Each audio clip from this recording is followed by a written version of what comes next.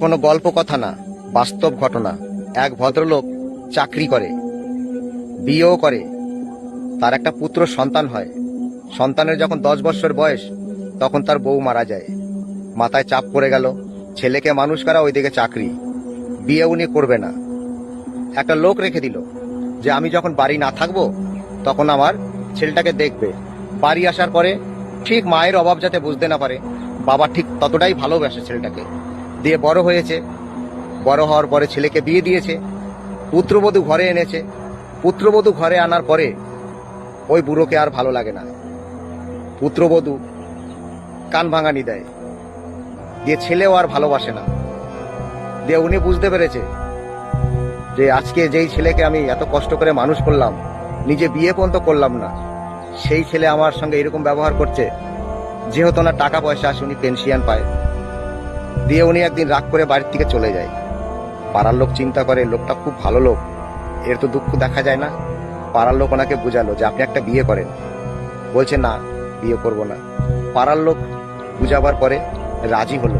মেয়েও দেখেছে, যেই মেয়েটা দেখেছে সেই মেয়েটা বলছে আমি রাজি হতে পারি, আমার একটা ছেলে আছে, তার বিয়ে হয়েছিল, তারও স্বামী মারা গেছে, আমার একটা ছেলে আছে, এই ছেলেটাকে যদি উনি নিজের ছেলের মতো ভালোবাসে এবং তাকে একটু জায়গা করে দেয় থাকার জন্য, তবেই আমি রাজি হব। সেই কথাতে রাজি হলো। রাজি হয়ে ছেলেটাকে একটা জায়গা কিনে দিল, একটা ঘর করে দিল। নিজে জায়গা কিনে ঘর করে আলাদা সংসার করলো। কোনো জিনিসে কোনো অভাব নেই। ছেলেটাকে নিজের ছেলের মতো ভালোবাসে। ওই ছেলে বাবাকে নিজের বাবার মতোই ভালোবাসে। আপদে বিপদে যদি কখনো কোনো দরকার হয় ছেলে ঝাঁপিয়ে পড়ে। কিন্তু যেই ছেলেকে মানুষ করেছে, সবকিছু দিয়েছে, সেই ছেলে বাবার খোঁজ নেয় না। দিয়ে বেশ কিছুদিন হয়ে গেছে, বাবার শরীর খারাপ। ওই যে বাড়িতে যে ছেলে বউ আছে, তারা খবর পেয়ে বাবার কাছে এসছে, বাবা আমরা বুঝতে পারিনি, আমাদের ভুল হয়ে গেছে, আমাদের ক্ষমা করো, বাড়িতে ফিরে চলো। এখন বাবা যদি মারা যায়, বাবার যে ব্যাংকের টাকা পয়সা আসে সেগুলো তো অন্য ছেলে পেয়ে যাবে। এখন ছেলে পোতের বোর মানে জ্ঞান হয়েছে, এতদিন জ্ঞান ছিল না। এবার বুঝিস যে বাবাকে বাড়ি নিতেই হবে। বাবা বলছে আমাকে বাড়ির থেকে বেরিয়ে আসতে বাধ্য করেছিস তোরা, এতদিন তো কোনো খোঁজ খবর নেসনি, এখন বাবার উপরে খুব দরদ দেখাচ্ছিস। এই দুর্দিনে আমাকে যে দেখেছে সে হচ্ছে এই যে আমার ছেলে, এই যে আমার বউ, এরাই আমার সব। তোকে তো আমি সবকিছু দিয়েছি, তোকে সবকিছু দিয়ে আমি কি পেলাম? আমি নিজে বিয়ে বন্ধ করিনি বাবা তোর জন্য। আজকে তুই বউ পেয়ে সব ভুলে গেছিস। তুই সুখে থাক, চলে যা, আমার কাছে আর আসবি না। আমি যে কয়দিন বাঁচি এখানেই বাঁচবো, এই ছেলের কাছেই আমি থাকবো।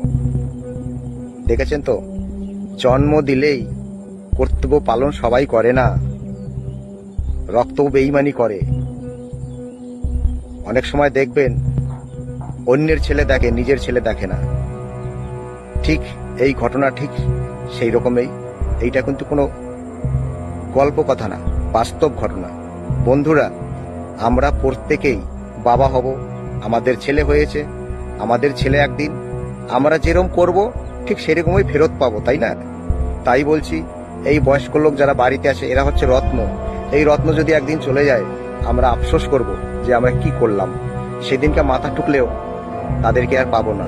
ছোটখাটো যে অন্যায়গুলো আমরা করতাম, সেই শাসনটা কে করতো? মা বাবা। এখন মনে হয় যে সেই শাসনটা যে কত মধুর ছিল, সময় থাকতে বুঝিনি, তাই না? এখন তোমরা যারা নতুন বাবা হয়েছো, বাবা হবে, তোমরা অন্তত এইটুখানি খেয়াল করবে, এরা কিন্তু রত্ন, চলে গেলে আর পাবে না। এদের আশীর্বাদে অনেক কিছু হয়। যাই হোক বন্ধুরা, ভিডিওটা আমি এখানেই রাখছি। জয় হরি বল, সকলেই ভালো থাকবেন। নমস্কার।